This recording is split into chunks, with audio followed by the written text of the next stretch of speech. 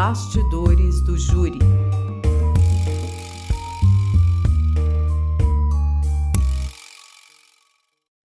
Neste episódio do Bastidores do Júri, nós voltamos um pouco no tempo. A data é 2 de outubro de 1992. Para falar um pouco sobre um fato que chocou não só o Brasil, mas o mundo. Um massacre, uma chacina que ocorreu dentro do estabelecimento prisional, a Casa de Detenção. O fato ficou conhecido como o Massacre do Carandiru. O que é uma chacina? O que aconteceu naquele dia? Quais os desdobramentos? Quais os processos? Quantos processos foram julgados? E quais os seus resultados?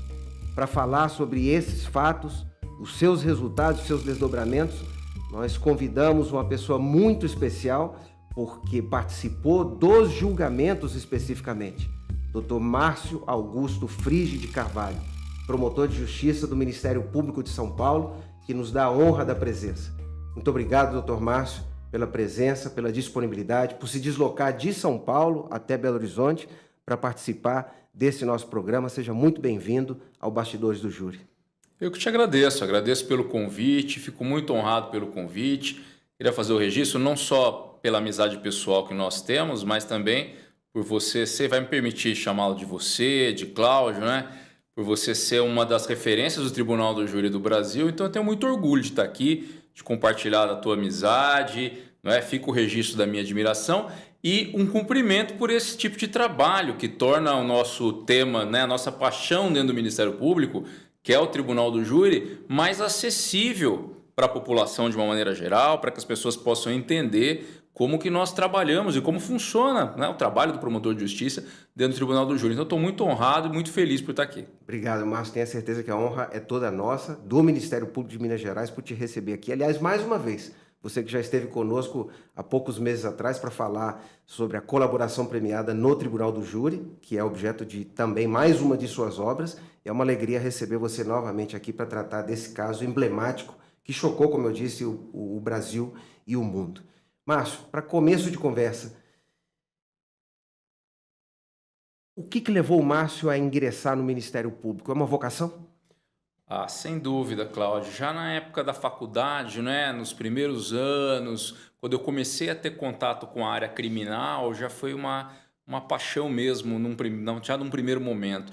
E eu queria trabalhar na área criminal. Estudando as carreiras, ainda sem conhecer muito bem a posição de cada profissional, não é? Me pareceu que a melhor possibilidade de entregar alguma coisa para a sociedade, da maneira como eu gostaria, é dentro do Ministério Público, como promotor de justiça. O júri veio depois, interessante, não é? O júri ele veio já como promotor, eu não me imaginava. Eu era, inclusive, muito tímido, não gostava de falar em público naquela época, não é? Era um rapaz, sempre fui muito reservado, ainda sou até hoje, mas acabei que me encontrei dentro do Tribunal do Júri. Isso foi uma coincidência, mas a escolha do Ministério Público foi uma escolha consciente, foi uma escolha vocacionada e, graças a Deus, uma escolha feliz, né? Uma carreira que eu sou muito feliz dentro da minha carreira, graças a Deus. A gente conversava informalmente e me chamou a atenção, porque nós vamos tratar desse caso, mas antes de adentrar nele propriamente dito, esse fato grave acontece em 1992. O Márcio Frigi, como é conhecido, e aliás é muito conhecido, tinha singelos 13 anos de idade, na ocasião em que esse fato lamentável e trágico eclodiu. Quis o destino que esse mesmo pré-adolescente, anos depois, fosse o promotor responsável pelo julgamento de algumas das sessões de julgamento. É isso? Exato, eu tinha 13 anos na data do fato, que é interessante para as pessoas saberem, não é? Mas, por outro lado, tem um aspecto ruim, né, Cláudio? Porque mostra a lentidão do sistema de justiça, né? Um garoto de 13 anos, eu fui perguntado à época o que eu tinha de lembrança, não é? Alguns jornalistas perguntaram o que eu tinha de lembrança do caso.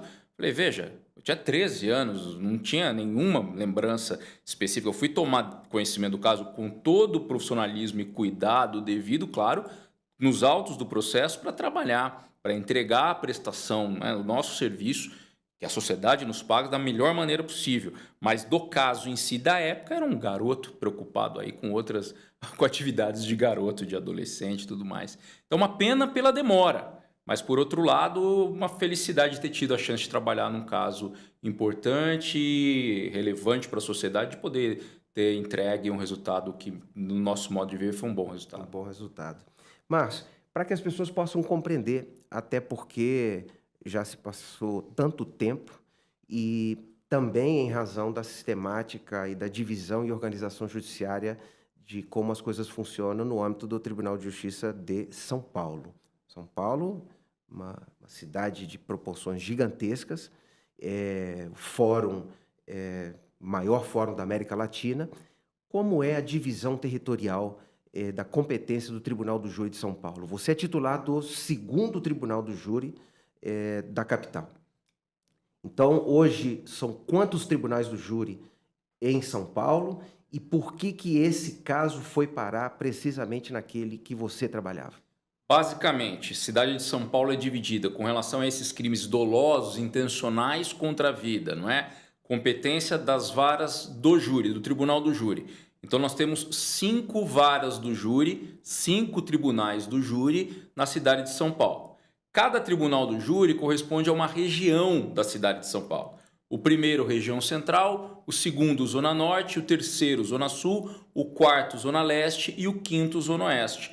O fato aconteceu, a casa de detenção, na zona norte da capital, portanto, de competência do 2º Tribunal do Júri da capital, onde eu trabalho, a Promotoria de Justiça do 2º Tribunal do Júri. Existem outros detalhes relacionados a delegacias da área tal, aqui e ali, mas, grosso modo, isso define bem. Cada área de São Paulo corresponde, cada zona corresponde à competência área de um Tribunal do Júri.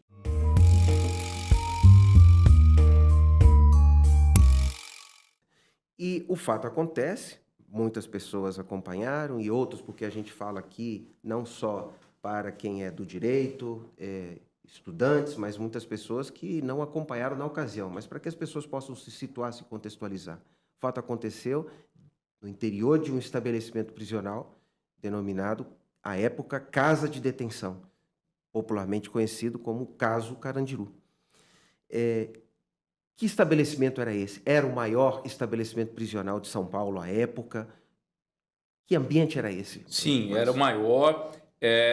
Para ser mais específico, os fatos aconteceram dentro do pavilhão 9 da casa de detenção, que era conhecido como Carandiru, ficou conhecido como Carandiru. Não é? O pavilhão 9, existiam outros pavilhões.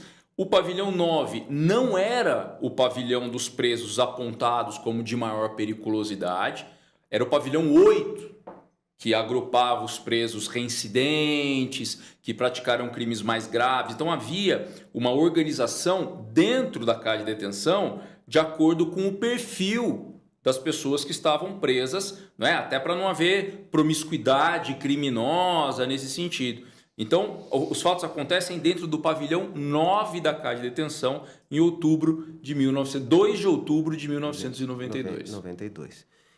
E isso fruto de alguma divergência entre os próprios detentos? O que faz esse fato eclodir? Para falarmos cronologicamente até chegar ao processo. Cláudio, a verdade é que não se sabe com clareza, mesmo nos autos do processo, o que aconteceu a respeito do qual foi o estopim daquele motim que justificou a contenção, só que uma contenção que extrapolou muito os limites da lei com práticas de execuções sumárias, como ficou demonstrado ao longo dos julgamentos, não é?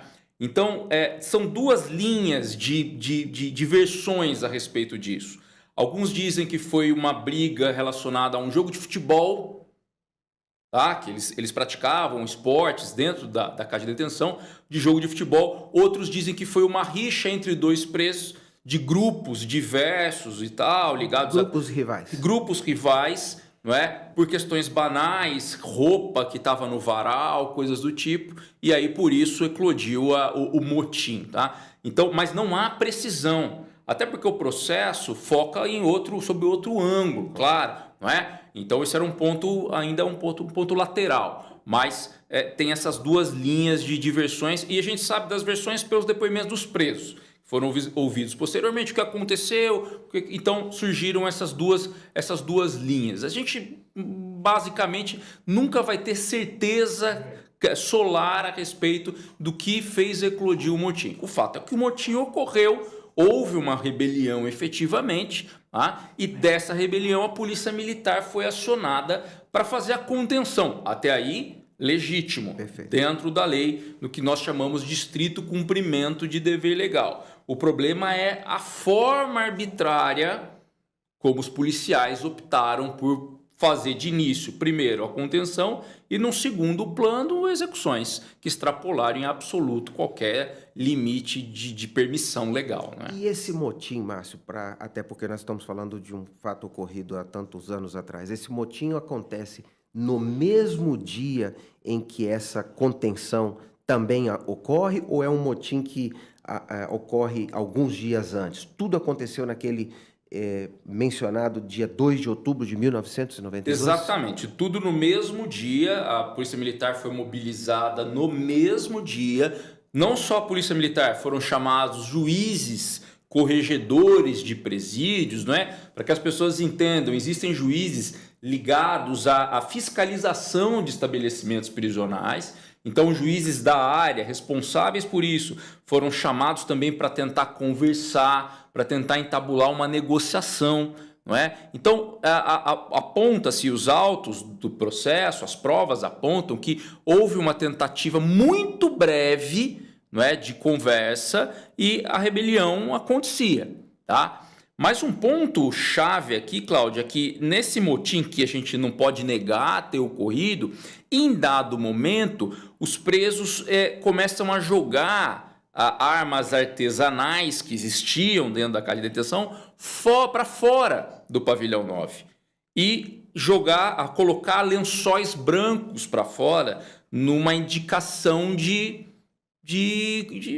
paramos, né? Ok, não queremos mais. E nesse meio tempo houve a ordem para ingresso e aconteceram as 111 mortes. Um detalhe que me parece importante mencionar, que pouca gente sabe para que as pessoas entendam. São 111 pessoas mortas. A impressão que passa é que foram horas, não é? Apontava-se de embate, mas não.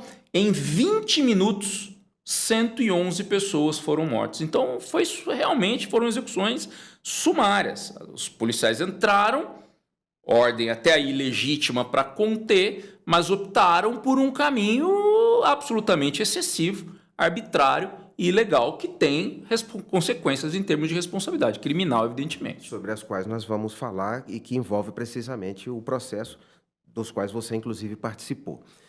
Previamente ainda ao ingresso, Márcio, há notícias, e claro, fruto do que você apurou no processo sobre o qual você se debruçou durante dias, o que foi necessário, claro, para se preparar para um processo de tamanha complexidade.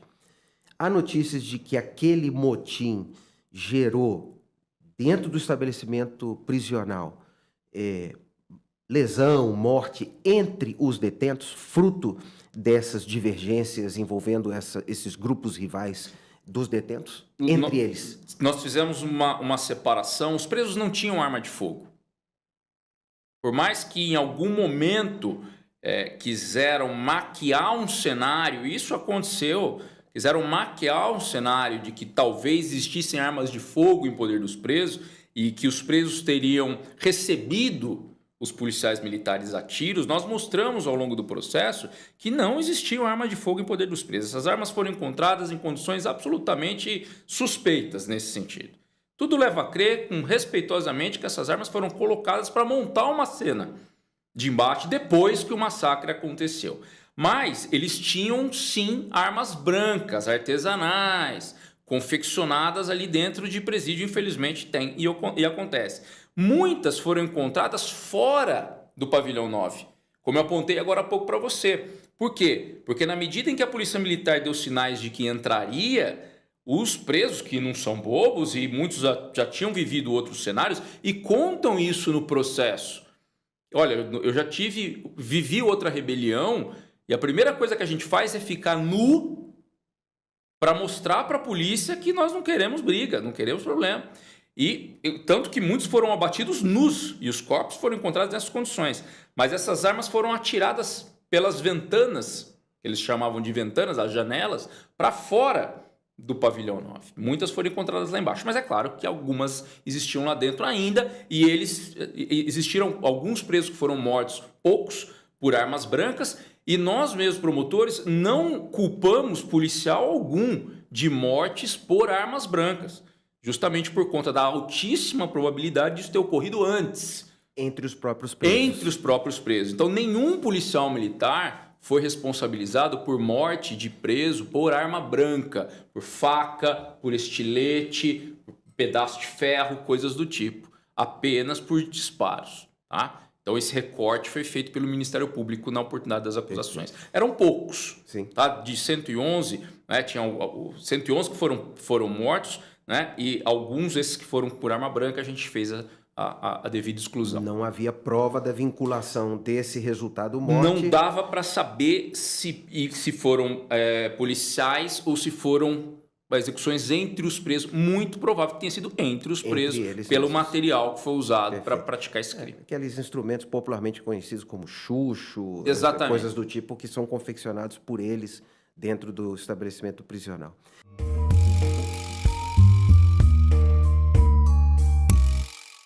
Bom, a força policial é acionada, ela ingressa e aí temos esse resultado. A propósito, até para que as pessoas possam compreender, fala-se muito no Brasil em chacina, já tivemos, infelizmente, outros casos, né, como esse, em Rio de Janeiro e tantas outras cidades, lamentavelmente.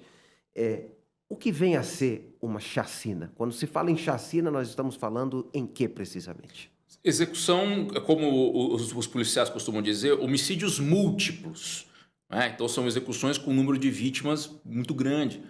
No caso, nós tivemos mais de uma centena de vítimas. Então, chacina, num cenário em que eu tenho um quadro de desproporção de forças muito evidente, tanto que nenhum policial militar, e graças a Deus, mas nenhum policial militar foi morto ou gravemente ferido, e do outro lado, 111 pessoas mortas dentro desse cenário.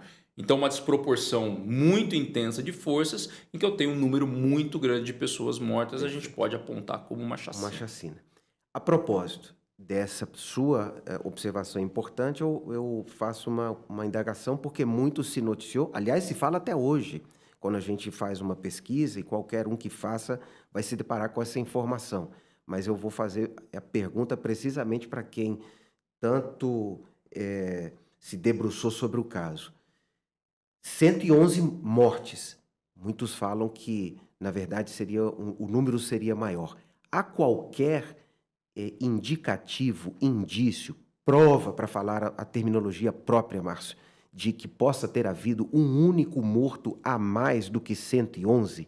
Porque a perícia lá esteve e todos os elementos de prova foram coletados para que essas informações fossem levadas até o júri, o conselho de sentença, para uma decisão justa. Que o número superasse esse já elevado cômputo de 111 corpos? Absolutamente não.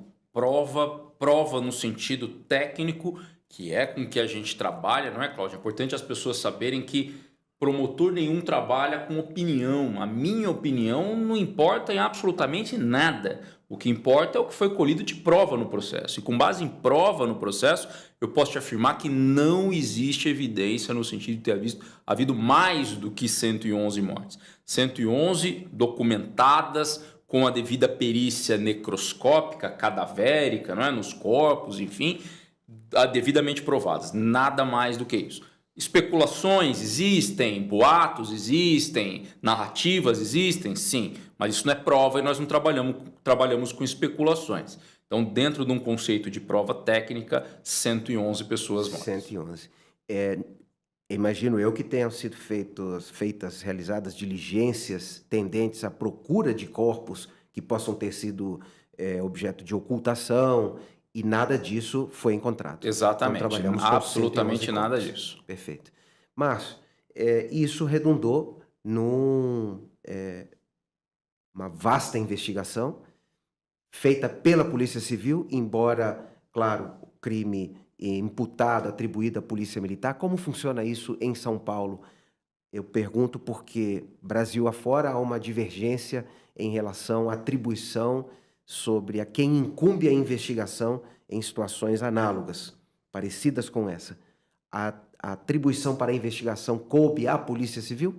Coube a Polícia Civil em termos primários, mas também houve um inquérito policial militar, né? Então a Polícia Militar também fez a sua investigação.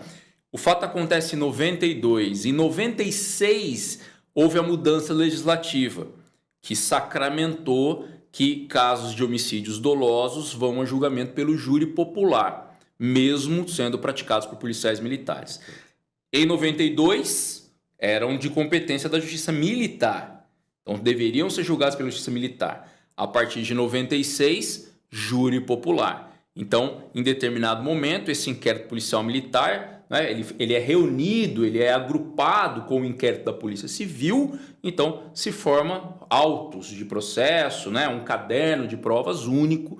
E com base nisso foi feito o trabalho, né, foi terminado o trabalho de investigação para daí começar a fase judicial propriamente. Então, quem efetivamente conclui essa investigação, pelo menos nesse caso especificamente, do qual nós estamos tratando, foi a Polícia Civil? Nós temos relatórios de conclusão da Polícia Civil e da Polícia Militar. O inquérito policial militar foi concluído também. Mas ao final eles foram reunidos e a opinio delicti, ou seja, né, a opinião do Ministério Público, e volto a dizer, não é uma opinião pessoal, é uma opinião com base técnica em prova, mas o encaminhamento das responsabilidades é feito com base nos dois cadernos, tanto no inquérito policial civil como no inquérito policial militar. Só um detalhe, claro. O inquérito policial militar, o relatório, veja, não pude esperar outra coisa, ele tem um viés de dizer que a ação foi legítima. Nesse caso especificamente. Já o inquérito policial civil trouxe outras informações que deixam mais claro, ou bem claro, um cenário de execução efetiva, de chacina efetivamente. Então a visão de cada instituição ali foi um pouco diferente. Podemos dizer que o inquérito policial militar ele foi relativamente tendencioso no sentido de dizer que a ação foi legítima.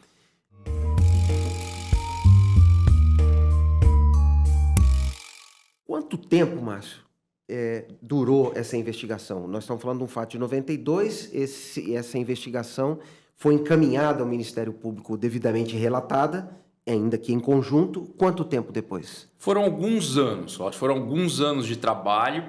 E o Ministério Público participou efetivamente das investigações quando os fatos aconteceram. Então, não foi um trabalho exclusivo de delegados de polícia ou de autoridades ligadas à Polícia Militar, no que tange ao inquérito policial militar efetivamente. Então, o Ministério Público participou das investigações. A perícia era muito complexa, a perícia de local demorou dias para ser concluída, foi feita em etapas, o local estava insalubre. Na época dos fatos, imagina uma cena de um local sem iluminação, que estava destruída, a questão do encanamento destruído, 111 corpos amontoados, não é? Sangue e cadáveres já num estado complicado. Então, a situação para fazer a perícia era muito difícil. Então, a perícia leva uns dias, a recolha das armas, a perícia das armas leva bastante tempo, por isso que se arrastou por alguns anos a investigação. E com isso, aliás, a propósito do local, mas para que as pessoas também que nos acompanham e nos assistem possam entender o levantamento do local. Nós estamos falando de um estabelecimento prisional gigantesco, o pavilhão 9 tem alguns andares. Isso acontece num espaço com quantos andares, Márcio? Até porque nós vamos entrar nisso também na sequência no processo. Perfeito. Foram 4 andares. Então, existe uma fração de tropa, como se fala, uma fração de tropa, um grupo de policiais militares que atuou no primeiro andar. Outra fração de tropa no segundo andar. E assim, respectivamente, no terceiro e no quarto andar. Perfeito. Isso tudo, claro, dificulta a realização da perícia. Sem dúvida. Demanda mais tempo. E o local, Cláudio, um ponto, além da dificuldade óbvia do local e das condições do local, a Polícia Militar violou o local de crime. Não tem outra palavra a usar, porque os corpos foram mudados de lugar e foram agrupados todos no primeiro andar. A gente sabe muito bem, não é, Cláudio? Quem trabalha no júri sabe, para as pessoas saberem, que o local de crime ele deve ser fechado, não é? Pela polícia militar, que dá o primeiro combate, ele deve ser isolado, como a gente vê em filmes, com aquelas faixas zebradas, não é? O local deve ser isolado para que a perícia possa fazer o seu trabalho adequadamente. O corpo não pode ser deslocado de um local para o outro. E, infelizmente, os corpos foram todos deslocados e tem aquela foto emblemática que correu o mundo de uma montanha mesmo de cadáveres, todos no primeiro andar, porque eles foram deslocados do quarto, do terceiro, do segundo, todos para o primeiro andar e acabou havendo essa violação que dificultou ainda mais a realização do trabalho pericial. Da perícia. Ao final, decorrida toda a investigação ao longo desses anos, o Ministério Público do Estado de São Paulo oferece a denúncia, nós estamos falando em que ano? Por volta de 96 e de 96, mais ou menos. Perfeito. E a partir daí, nós vamos ingressar, Márcio, já na segunda parte da nossa entrevista, porque o tempo se encerra dessa nossa primeira parte, que está muito interessante, nós temos muito mais para falar, mas nós vamos deixar para a segunda parte do processo, do julgamento, e 3 julgamentos do qual você participou, de forma até brilhante. Na segunda parte da nossa conversa, já vou te agradecendo pela nossa primeira parte e nós voltamos a falar na segunda parte. Obrigado, Márcio. Eu que agradeço. Pelas brilhantes informações.